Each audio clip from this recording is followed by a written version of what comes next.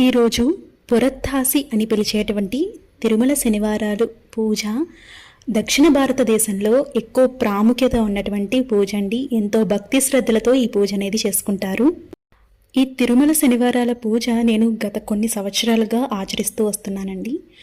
ఆ స్వామివారి యొక్క కరుణ ఎప్పుడూ కూడా మన మీద ఎప్పుడూ ఉంటుంది. అయితే ఈ తిరుమల శనివారాల పూజ చేసుకోవటం వల్ల ప్రత్యేకమైన పూజా ఫలితం మనం చూడొచ్చు.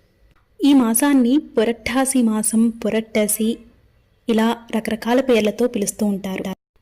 మనం చూసినట్లయితే మనకి కొన్ని ప్రత్యేకమైన మాసాలు ఉంటాయండి. అంటే శ్రావణ మాసం, ఇలా కొన్ని ప్రత్యేకమైన మాసాలు ఉంటాయి. అయితే తమిళ క్యాలెండర్ ప్రకారం చూసినట్లయితే ఈ పురట్టాసి మాసం పవిత్రమైనటువంటి మాసం అండి.